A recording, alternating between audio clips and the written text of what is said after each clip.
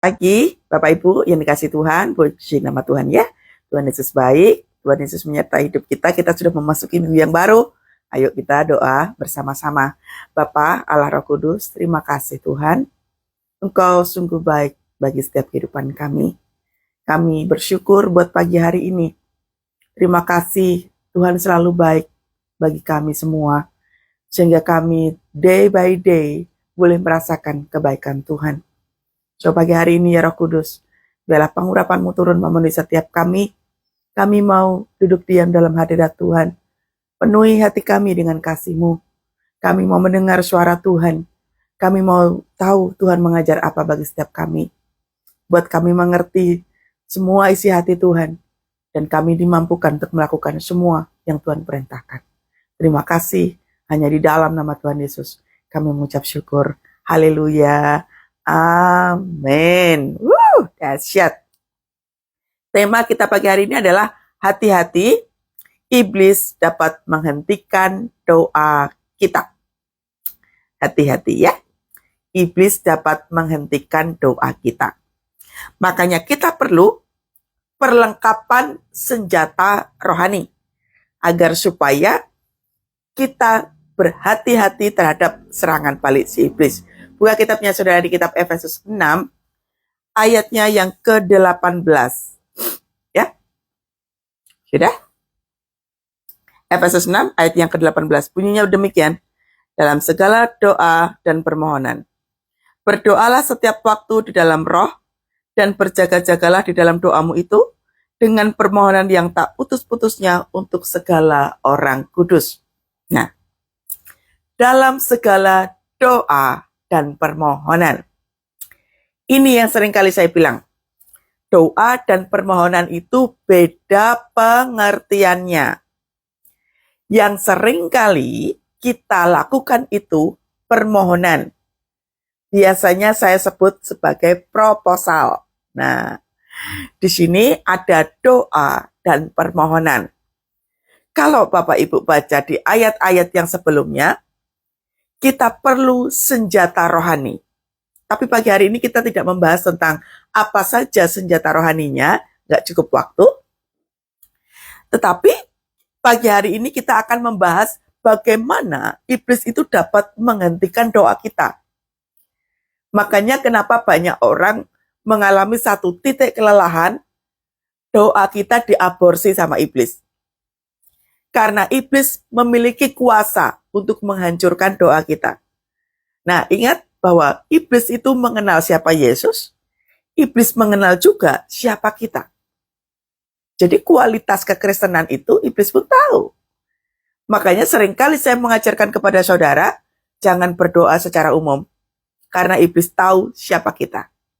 Dikatakan demikian, segala doa dan permohonan itu perlu senjata rohani. Ada doa, ada permohonan. Dua-duanya beda pengertian. Doa itu adalah kita memiliki keintiman dengan Tuhan. Doa kita hanya untuk kepentingan Tuhan. Itu doa. Doa yang mengubah situasi. Doa yang mengubah atmosfer. Doa yang membawa pertobatan. Doa yang membawa pemulihan. Doa yang membangkitkan kematian. Doa yang membawa kesembuhan. Itu doa. Ya, untuk kepentingan Tuhan. Tetapi kalau permohonan itu misalnya pemulihan keluarga, keuangan, bayar utang, ya, kesembuhan, itu permohonan. Keinginan-keinginan pribadi. Nah, perlu untuk bisa dibedakan. Nah, di sini dikatakan demikian. Berdoalah setiap waktu. Nah, lihat. Berdoalah setiap waktu di dalam roh. Garis bawahi ini.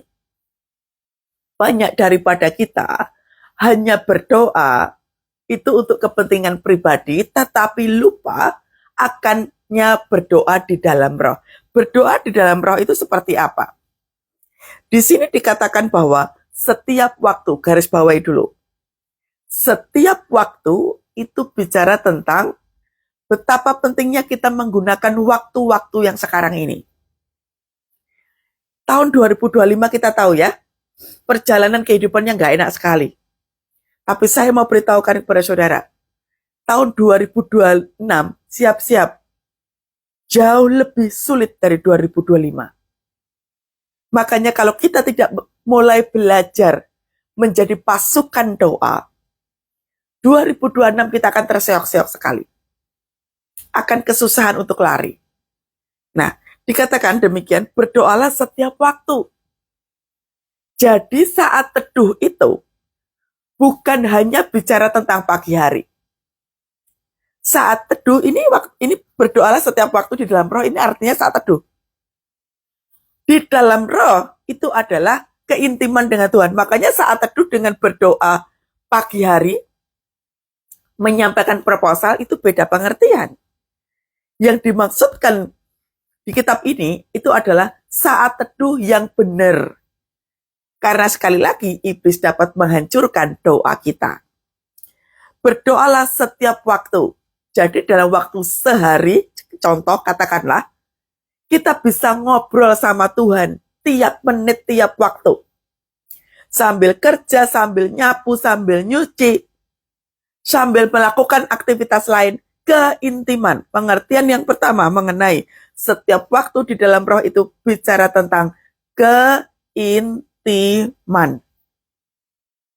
Keintiman itu dibangun day by day, time by time. Ya. Jadi hari ini Tuhan hendak mengingatkan kepada kita betapa pentingnya saat teduh, betapa pentingnya membangun keintiman. Karena sekali lagi, visi daripada iblis itu adalah mencuri, membunuh, dan membinasakan. Iblis itu jahat. Kalau kita nggak berhati-hati sekali, maka kita akan dihancurkan iblis secara perlahan. Berdoalah setiap waktu. Caranya begini. Kalau pagi-pagi nih kita sudah berdoa, ya, pagi-pagi kita membangun keintiman. Yang ikut live harus sudah ngerti bedanya doa dan permohonan, ya. Saya anggap saudara sudah tahu pembedaannya. Doa dan permohonan itu beda pengertian. Nah, di sini dikatakan setiap waktu, kalau pagi-pagi kita sudah mengagungkan Tuhan nih, ya. Kita sudah muji nyembah Tuhan, kita sudah mengagungkan Tuhan, gitu kan ya. Hati-hati. Iblis tahu untuk menghancurkan doa kita tadi. Makanya di siang hari, di sore hari, di malam hari, atau di waktu kapan saja, tetap keintiman dengan Tuhan dijaga. Keintiman itu membuat kita berhati-hati di dalam berpikir, berkata-kata, termasuk kondisi hati terjaga dengan sangat baik. Makanya pemahaman apa yang dituliskan di kitab Efesus ini, berdoalah setiap waktu di dalam roh, itu adalah keintiman. Keintiman membuat kita itu terjaga. Gak cuma diri kita. Minggu lalu kita kan membahas tentang Bahtera Nuh ya. Bahtera Nuh itu bicara tentang keintiman dengan Tuhan. Kehati-hatian dengan semuanya itu, ya. Bahtera Nuh tuh nggak akan pernah bisa dibangun sama Nuh kalau Nuh nggak ada keintiman. Sama, kita sedang membangun bahtera. Bahtera itu adalah hubungan dengan Tuhan. Bahtera itu harus kokoh, kekristenan harus kokoh. Nah, keintiman ini yang membuat iblis tidak mampu menghancurkan doa kita. Kita itu kan sedang dibawa Tuhan pada musim peperangan rohani, toh. Banyak sekali kejadian demi kejadian yang menghancurkan kehidupan kita, keluarga kita. Kita dibawa Tuhan masuk dalam peperangan rohani. Peperangan rohani itu adalah bagaimana iblis berusaha mencuri kita, membunuh kita, membinasakan kita. Keintiman. Pengertian yang kedua, mengenai berdoalah setiap waktu di dalam roh, itu artinya kepenuhan Roh Kudus. Tanda orang kepenuhan Roh Kudus itu yang pertama adalah berbahasa roh. Yang kedua, keintiman yang dibangun day by day. Hubungannya dengan Roh Kudus makin erat. Banyak. Saya mau membahas sedikit tentang bahasa roh. Berbahasa roh tidak menjamin orang masuk surga. Tetapi berbahasa roh sangat penting untuk kita membangun hubungan dengan Tuhan. Nah, Bu, tapi di gereja kami nggak diajarkan berbahasa roh. Kalau Anda belum bisa berbahasa roh, ya enggak apa-apa. Nggak perlu berdebat, harus berbahasa roh atau enggak. Orang-orang yang berbahasa roh harus ngerti, bisa menerjemahkan dan lain sebagainya. Kalau nggak tahu sama sekali, mending diam aja. Buat kita yang bisa berbahasa roh, kita yang tahu fungsinya berbahasa roh. Makanya bagi Anda yang nggak bisa berbahasa roh, nggak usah berdebat. Karena Anda nggak ngerti.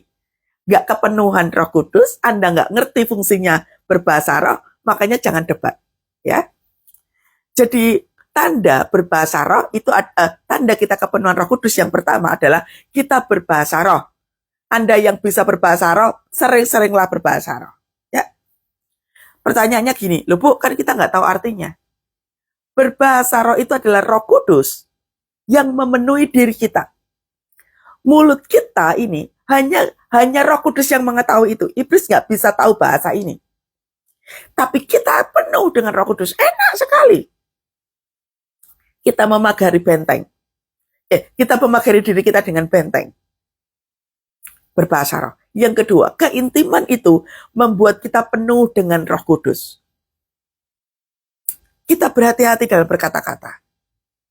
Kita tahu, orang kalau doa, mengenal spirit, dia pasti kepenuhan Roh Kudus. Apa ini yang menyerang dirinya? Tadi malam saya diskusi sama salah satu anak rohani. Saya katakan begini. Kalau kamu memiliki garis keturunan, contoh katakanlah dalam garis keturunanmu itu, ada 2 orang aja main selingkuh. Berarti kemungkinan besar kutuk keturunan perselingkuhan ada di dalam garis keturunanmu. Besar kemungkinan itu ada di diri kamu. Kalau kamu tidak melakukan pelayanan pelepasan, kalau kamu nggak aware dengan ini, maka spirit yang sama tentang perselingkuhan, kamu akan lakukan juga. Wah, dia langsung kaget. Coba contoh. Pernah enggak kamu melakukan hal-hal yang kecil? Mungkin baru dalam pikiran. Mungkin baru dalam hati. Belum melakukan apa-apa. Artinya bahwa benih itu sudah ada. Tapi engkau nggak berani memiliki kemampuan, tidak memiliki keberanian untuk melakukannya. Nah, jadi benih dosa keturunan, kutuk keturunan itu, yang menetap di dalam diri seseorang, nunggu waktu. Makanya hati-hati dengan kutuk keturunan. Loh Bu, kan Tuhan Yesus sudah mati di kayu salib. Kok masih ada kutuk keturunan? Manusia itu hidup masih dalam dosa. Kutuk keturunan itu terjadi karena apa toh? Dosa. Dosa nenek moyang yang belum diputus. Makanya lihat toh, kalau di dalam keluarga 2, 3 kena penyakit kanker sama semua. Perceraian, perselingkuhan 2 atau 3 minimal.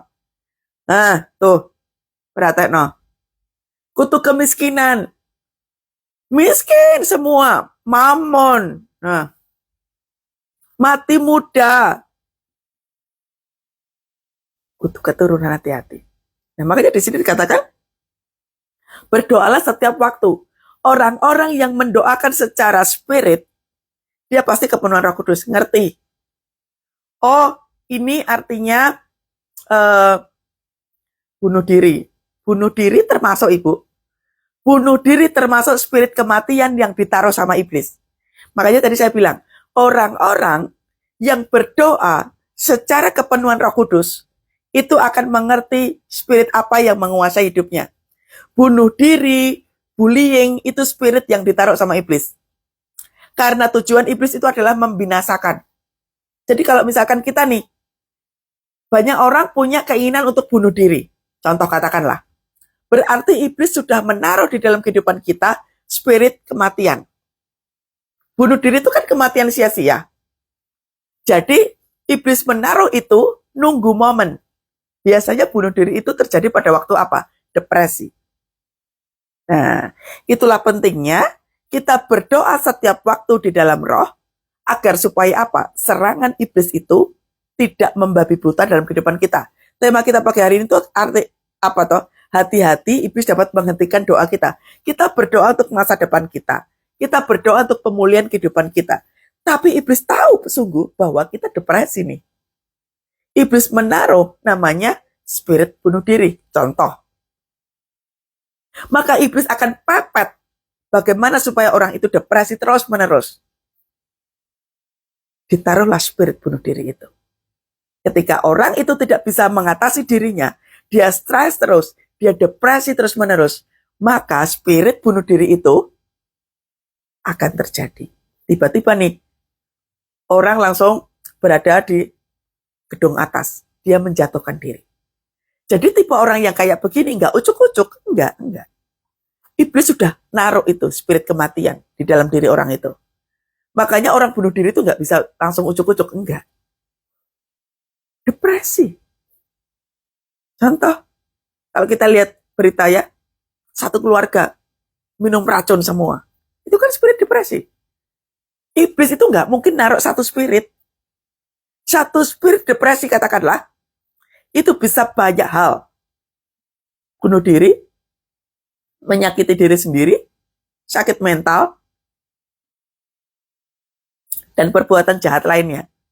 Depresi, minum-minuman keras ya bisa, narkoba ya bisa. Jadi iblis itu tahu banget karakter kita sedemikian rupa. Harusnya diapain, iblisnya yo ngerti. Makanya perlu sekali kita memiliki keintiman dengan Roh Kudus agar supaya apa? Doa kita ini nggak diaborsi sama iblis. Rancangan Tuhan membawa damai sejahtera. Rencana iblis membawa kebinasaan. Jadi waktu kita nih, termasuk kita lihat ya, di sekolah-sekolah banyak sekali bullying. Kita melihat, contoh, kalau ada anak sekolah dibully. Iblis sudah menaruh roh bullying di dalamnya. Roh bullying itu bisa berasal dari rumah, dari keluarga. Bisa juga di dalam sekolah itu. Jadi perhatikan ya ibu-ibu yang mengantar anaknya sekolah. Kalau sekolah itu sudah ada yang bunuh diri, sudah ada yang bullying, Anda harus mendoakan sekolah itu. Doain keliling, bawain minyak urapan berkat di sekolah itu. Anda harus berani memiliki suatu keberanian untuk berdoa mematahkan spirit bullying, spirit bunuh diri. Di sekolah itu biasanya ada spirit pemberontakan, spirit kemalasan, spirit kematian masa depan, spirit bullying, spirit bunuh diri, biasanya di sekolah itu ada. Makanya para orang tua yang mengantarkan anak sekolah, kalau ada dari 5 hal yang saya sebutkan ini, Anda harus berdoa, doa keliling, urapi itu sekolah. Termasuk di dalam sekolah itu ada namanya spirit kebinasaan. Anak nggak bisa bayar sekolah. Terjadi kemiskinan, nggak bayar sekolah, di DO, dan lain sebagainya. Doakan. Jangan cuma nganter, nungguin, lalu kemudian bergosip sana-sini, buang-buang waktu. Doakan itu sekolah. Begitu Anda mengantarkan anak sekolah, kelilingin itu sekolah. Anda jalan kaki kayak, naik motor kayak, naik mobil, kelilingin. Doakan, lepaskan berkat. Lepaskan shalom Tuhan di sekolah. Kita sedang membentengi anak kita, nggak cuma anak kita yang kita doakan. Tapi seluruh gedung itu, dari pemilik yayasan, pemilik sekolah, sampai anak-anak yang ada di situ, gurunya dan lain sebagainya, melalui doa Anda itu, tujuan iblis untuk menghancurkan anak-anak Tuhan digagalkan oleh doa kita. Belajar doa keliling. Belajar mengurapi. Oke? Berdoalah setiap waktu di dalam roh. Kepenuhan Roh Kudus. Tiap hari memiliki keintiman. Yuk bisa saudara. Anda sambil nyapu, Anda sambil masak. Saya itu sering. Sambil masak, sambil bersih-bersih dan lain sebagainya. Tetap intim dengan Tuhan. Menyembah Tuhan di dalam roh. Lalu kemudian dikatakan begini. Berjaga-jagalah di dalam doamu itu. Berjaga-jagalah, garis bawahi. Berjaga-jagalah di dalam doamu itu. Kita sudah mendoakan keluarga nih. Tapi kok terjadi Tapi kok terjadi perceraian? Tapi kok terjadi anak saya depresi? Tapi kok terjadi anakku pacaran free sex?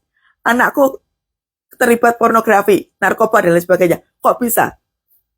Ingat, di rumah, makanya rumah kita itu penuhi dengan hadirat Tuhan. Nyalakan api Roh Kudus di dalam keluarga kita.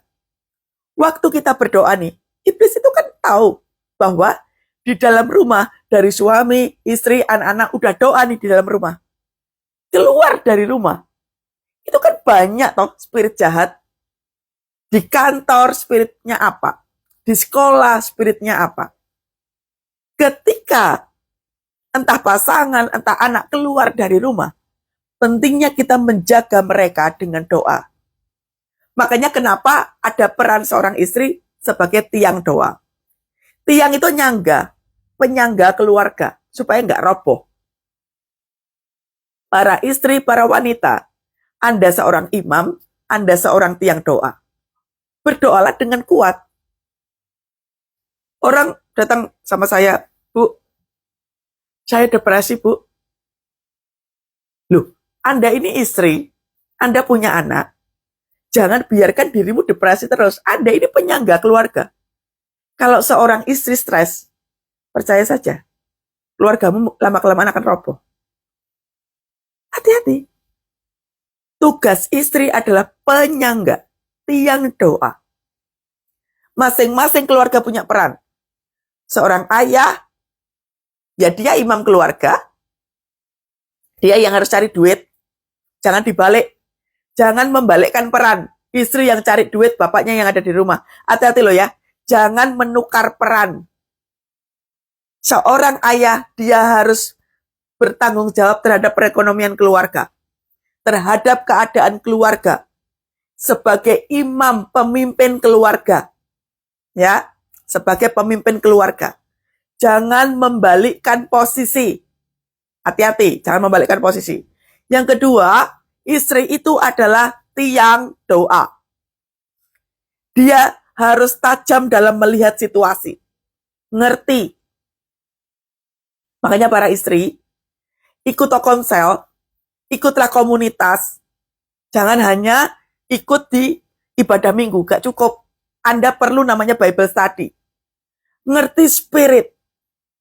Matamu tajam melihat situasi yang terjadi di dalam keluarga kita, termasuk diri kita sendiri.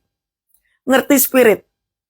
Sebab jika tidak, mana ada yang kuat? Setiap keluarga itu kan ada suami, ada istri, ada anak. Gak mungkin suami kerja sendiri, doa sendiri, gak mungkin. Istri juga demikian. Gak mungkin. Semuanya harus unity. Kalau pasangan sudah tidak ada, gimana, Bu? Istri, ibunya harus dengan anaknya. Unity. Kalau dua-duanya nggak bisa, bagaimana, Bu? Ya sudah, Anda yang harus memulainya dengan Tuhan. Ya, jadi di situ dikatakan, berjaga-jagalah di dalam doamu itu. Berjaga-jaga dari apa? Serangan iblis tadi itu loh. Iblis itu tuh pengen banget kita tuh nggak punya masa depan. Iblis pengen banget menghancurkan kehidupan kita. Makanya syarat yang pertama tadi lakukan. Setiap waktu kepenuhan Roh Kudus.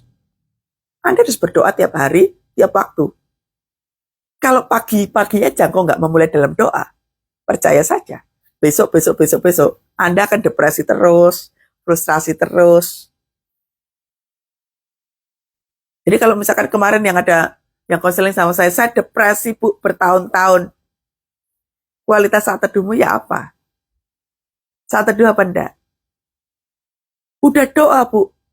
Ini loh, di atas tadi sudah dikatakan, dalam segala doa dan permohonan aja beda pengertian. Banyak daripada kita itu cuma permohonan. Saya suka ngasih proposal ke Tuhan, itu namanya permohonan. Iblis ngerti banget, oh si orang ini nih, sukanya ngasih proposal ke Tuhan, udah diserang habis. Dibikin stres lah, dibikin frustrasi lah, dibikin kacau lah, dan lain sebagainya. Karena tipe-tipe manusia yang suka ngasih proposal ke Tuhan. Tuhan, utangku banyak. Tuhan, sakitku belum sembuh. Tuhan, kok aku depresi. Tuhan, kok aku kayak ini. Tipe-tipe manusia yang suka ngasih proposal ke Tuhan. Orang-orang tipe kayak gini, serangannya membabi buta nih sama iblis. Ya. Yang kedua, berjaga-jagalah Di dalam doamu itu pengertian yang kedua itu adalah begini. Hati-hati intimidasi. Waktu doa kita belum dijawab sama Tuhan, hati-hati intimidasi. Ngapain tuh doa? Intimidasi itu nggak selalu dari iblis langsung terdengar di telinga. Waktu engkau duduk sama orang, udahlah nggak usah komsel. Sesekali nggak usah. Udahlah nggak usah ibadah.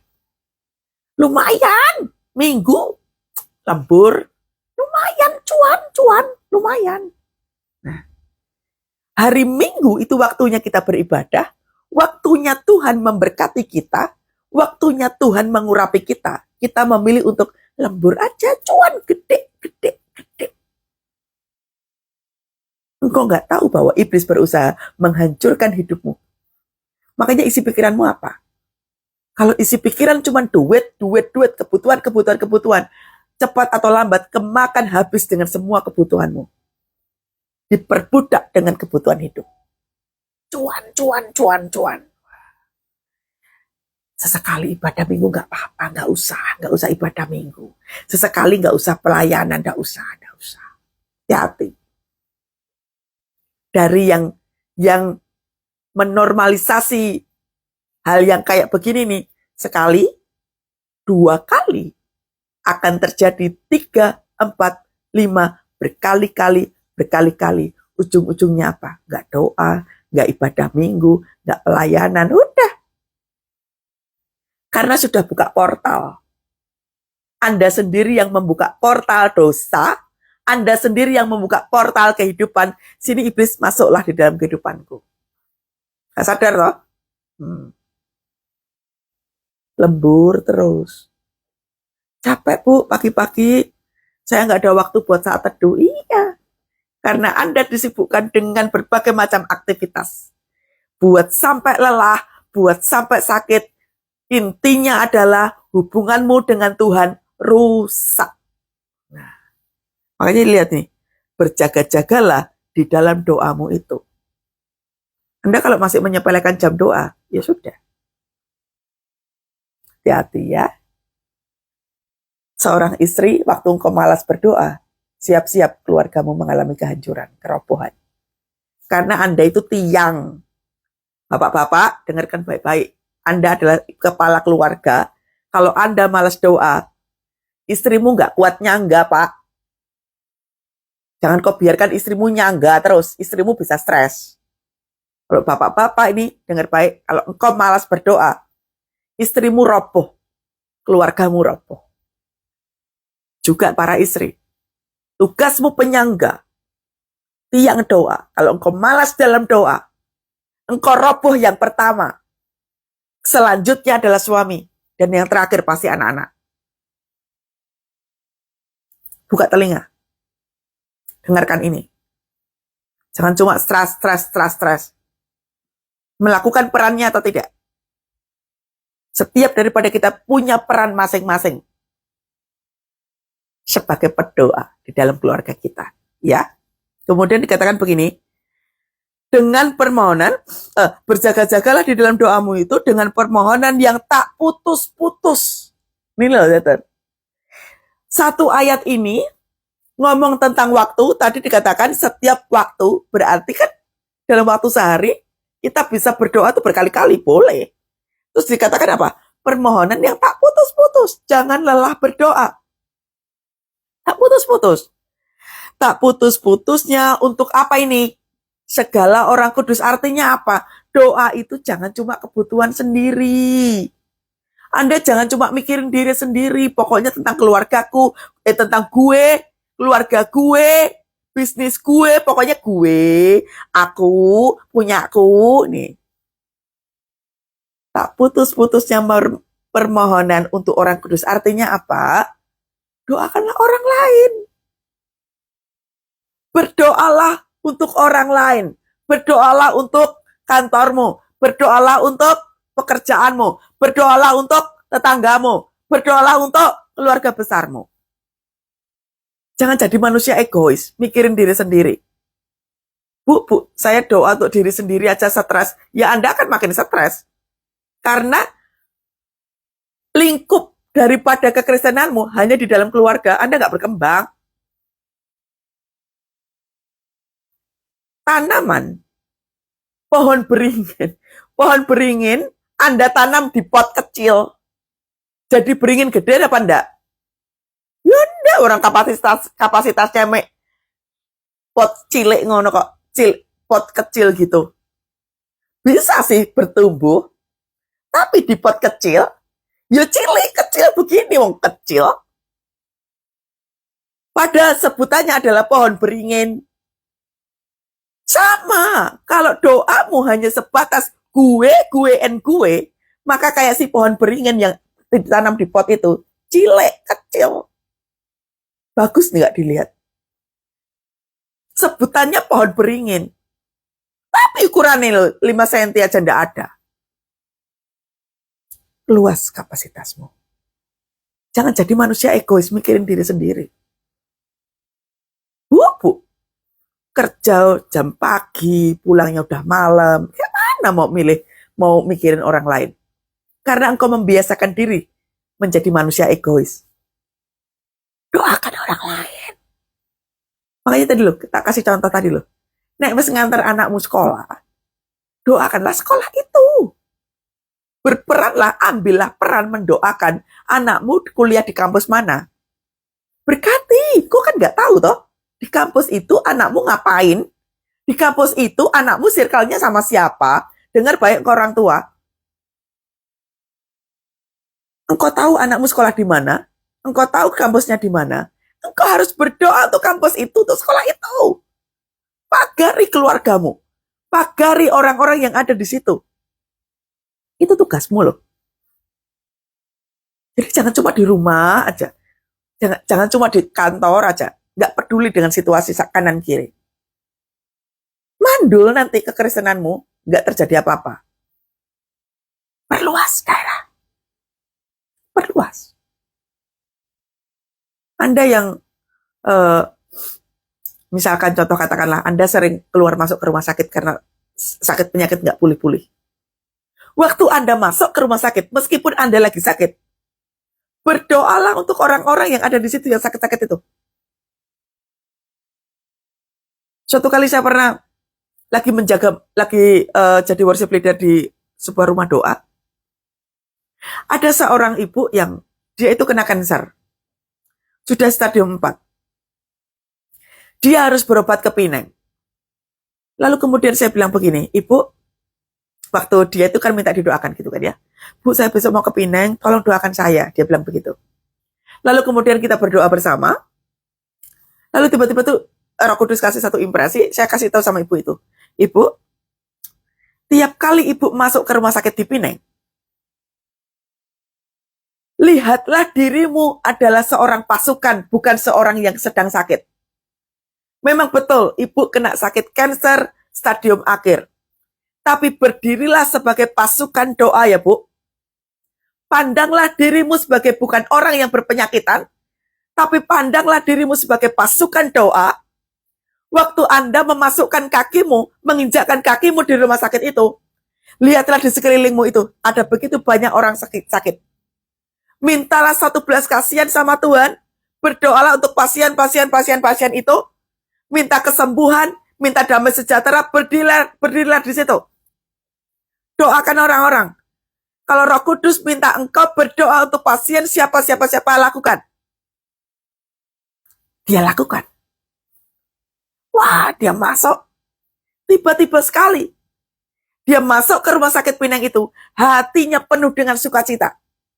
Dia tiba-tiba nyembah Tuhannya luar biasa banget. Wow, doa.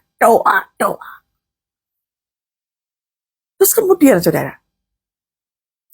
Dia tiba-tiba memiliki satu kesukaan. Kalau sebelum-sebelumnya tiap kali dia pergi ke rumah sakit Pinang, stres. Nanti hasilnya gimana, ininya gimana, tiba-tiba. Dia jadi suka banget masuk ke rumah sakit itu, hanya untuk apa? Doa.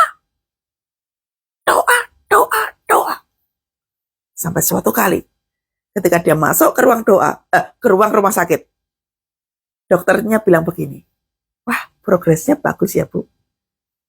Meskipun stadium akhir, saya lihat Ibu sukacita sekali. Ini udah banyak yang berubah ya. Hasilnya luar biasa ya. Itu ibu, kanker stadium akhir, ke Pineng pergi sendirian. Naik pesawat sendiri, nginep-nginep sendiri, sampai di Pineng tetap sendiri. Apa gak luar biasa? Makanya ini loh, setiap waktu kepenuhan Roh Kudus. Si ibu itu mendengar suara Tuhan, waktu kita berdoa itu, yang tadinya stres, depresi tiap kali pergi ke Pineng, tapi tiba-tiba ada satu kegairahan dalam dirinya. Aku bukan penderita kanker, aku pasukan doa. Ngono loh saudara. Jangan cuma stres, utangku banyak, keluargaku kayak begini. Berdirilah sebagai pasukan doa. Anda bukan loser, Anda bukan orang kalah. Berdirilah sebagai pasukan doa. Ngerti? Praktek. Tutup tahun ini, 2025, tutup dengan satu kemenangan yang dahsyat dari Tuhan. Orang menang itu tuh tidak ada hubungannya, ada mujizat atau enggak. Orang hubungannya kayak gitu. Pemenang itu adalah dia bisa mengalahkan pikiran negatifnya. Pemenang itu bisa mengampuni kesalahan orang. Pemenang itu bisa menjadi berkat dimanapun dia berada. Pemenang itu ngerti, sekalipun mujizat belum terjadi, dia tetap mengandalkan Tuhan. Itu pemenang namanya. Jadi lebih daripada pemenang gak ada hubungannya terjadi mujizat atau enggak.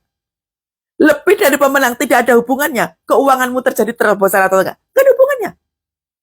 Pemenang itu adalah dia tetap berdiri teguh. Dia memposisikan dirinya sebagai pasukan yang siap dipakai Tuhan. Itu pemenang namanya. Haleluya, kibarkanlah panjinya, Yesus Raja segala raja. Haleluya, bangkitlah gerejanya, kita lebih dari pemenang. Nah, kalau nyanyi lagu ini, lompatlah, bergiranglah, tutup akses iblis, tutup. Jangan kasih kesempatan. Kita lebih dari pemenang. Wow, dahsyat. Amin. Udah, yuk kita doa sama-sama. Oh, dapat sikara wala. Oh, ya wala. Oh, ya wala. Kami adalah umat lebih daripada pemenang ya Tuhan. Kami mau mengakhiri tahun 2025 dengan finish strong. Kami mau kuat di dalam Tuhan. Urapi kami pagi hari ini Tuhan sebagai pasukan-pasukan doanya Tuhan. Pengurapan Tuhan turun memenuhi setiap kami dalam nama Tuhan Yesus. Hai pasukan-pasukan yang ikut live pagi hari ini. Engkau adalah pasukan doa. Berdirilah sebagai pasukan doa. Persiapkan dirimu. Di dalam nama Tuhan Yesus, kuasa ilahi turun memenuhi setiap kami semua pagi hari ini Tuhan. Di dalam nama Tuhan Yesus, kuasa ilahi turun memenuhi setiap kami pagi hari ini. Oh,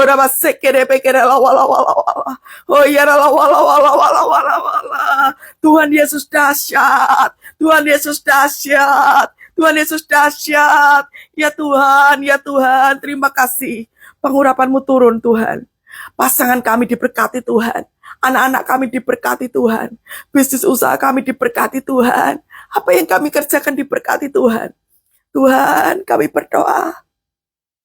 Biarlah hari-hari ini kami menjadi orang yang kuat di dalam Engkau. Kami berjaga-jaga senantiasa. Ajari kami day by day ya Tuhan. Kami mau membangun keintiman dengan Engkau. Buat kami on fire hari-hari ini ya Tuhan. Buat kami berkemenangan di dalam Tuhan. On fire di dalam Engkau, berapi-api di dalam Engkau ya Tuhan. Terima kasih Bapak, terima kasih. Shalom Tuhan turun di hari ini ya Tuhan. 15 Desember 2025. Diberkati Tuhan hari ini, sepanjang pagi hari ini. Sampai kami melakukan aktivitas kami pagi hari ini Tuhan. Penuh dengan hadirat Tuhan. Terima kasih Bapak, terima kasih. Mari angkat tanganmu sama-sama dan kiranya berkat daripada Allah Bapa, Putra dan Roh Kudus menyertai kita pagi hari ini dan sampai selama-lamanya. Tuhan memberkati keluargamu. Tuhan memberkati bisnis usahamu. Tuhan memberkati kehidupanmu. Dalam nama Tuhan Yesus. Haleluya. Amin. Tuhan Yesus dahsyat. Ayo praktek ya. Persis seperti yang dikatakan tadi. Supaya iblis tidak menggagalkan doa kita. Amin. Selamat beraktivitas. Tuhan Yesus memberkati kita semua. Shalom, shalom, shalom. Dahsyat.